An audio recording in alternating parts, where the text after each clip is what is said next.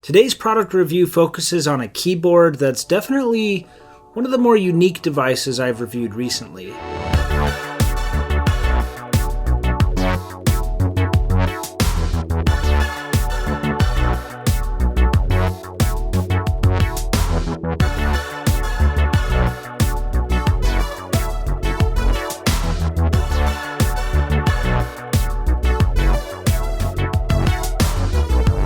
The E-Yooso K700 is a one-handed mechanical gaming keyboard that retails for $35. And if you're interested in picking up this device for yourself by the end of this review, please consider using our affiliate links to do so.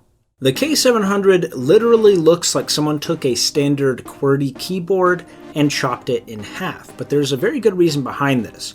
On this keyboard you can see that it cuts off on the 6, T, G, and B keys, but leaves the F1 through F4 keys, macro keys, and 4 profile buttons. The idea is that when gaming, you really only use the keys immediately surrounding WASD, leaving most of the board largely unutilized. So you can reduce the overall size of the keyboard down to less than half the size of an already compact board. It has Autemu blue switches, and currently blue is the only variant available from the seller, but you can not only swap out the keycaps, but the switches themselves can be easily removed and replaced with other Autemu switches.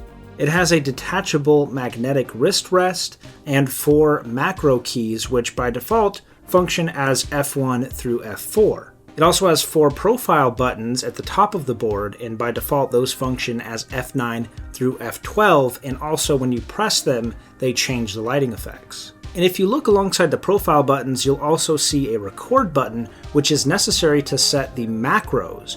Now, normally you would do this in accompanying software or an application or drivers, but this doesn't have any of that. It's literally plug and play, and all the macros and lighting effects are configured on the board. You press record, select a profile, press a macro button, and then begin to type. When you're done with your keystrokes, you press record again to end.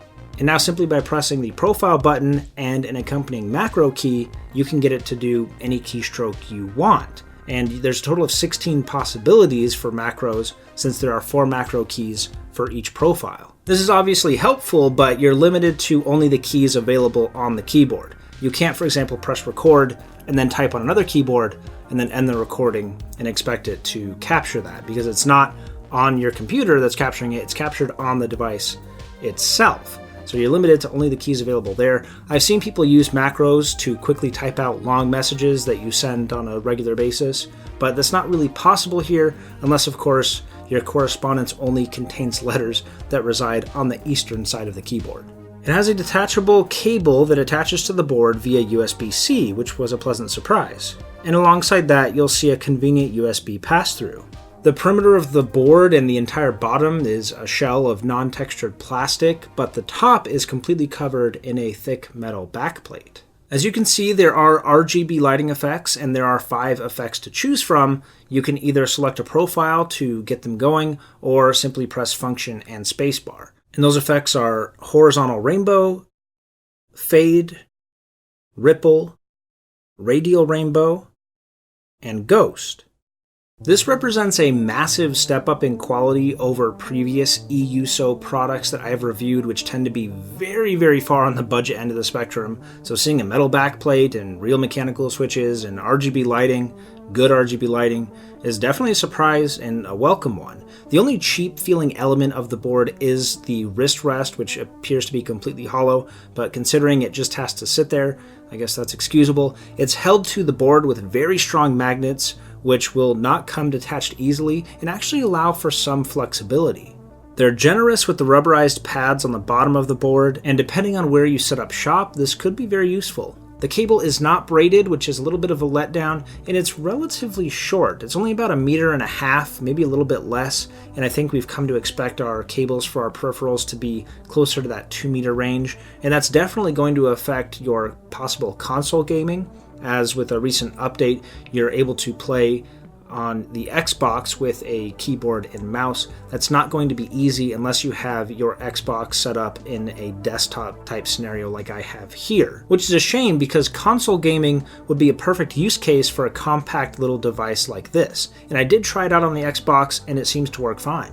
The font on the keycaps is legible, but it definitely still has that gamer element to it. And behind that, the RGB lighting is bright and vibrant, at least surprising to me because, as I've mentioned, previous experience with their products left a lot to be desired, especially in the lighting department. But unfortunately, you can't customize per key lighting effects, you can't set a static color, you can't adjust the brightness, and you can't even turn the lighting effects off, which is kind of inexcusable considering they managed to allow you to set 16 macros without the use of accompanying software. I've seen other boards allow you to modify lighting effects much more thoroughly just by using the keyboard itself. Unfortunately, you're limited to the 5 presets that it comes with. I obviously can't perform a traditional typing test with only half of a keyboard, so instead I'll subject you to some Apex Legends gameplay.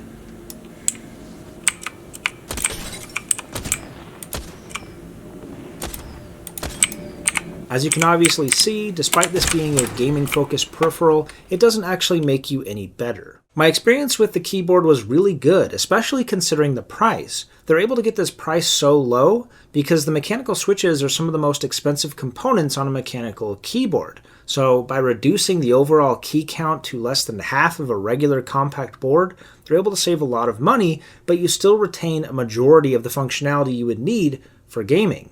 I would say the only major concern is that you would still need a secondary keyboard in order to use this with a traditional PC. But if you're thinking about this as a regular old keyboard, you're looking at it wrong. If you think of this as more of a gaming peripheral, akin to something like an Xbox controller, and that's its only purpose is a gaming peripheral, it starts to make more sense.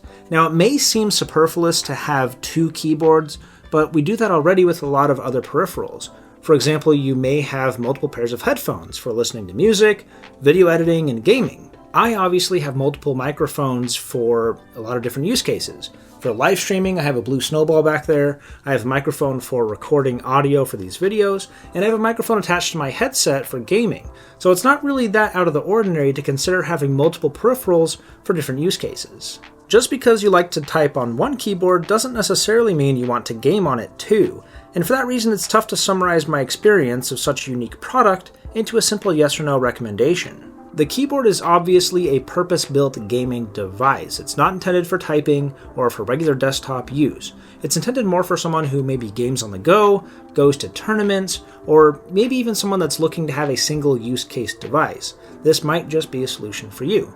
Well, if you appreciate this review or found it helpful, then go ahead and leave a like for us and watch these video reviews over here for other keyboard reviews.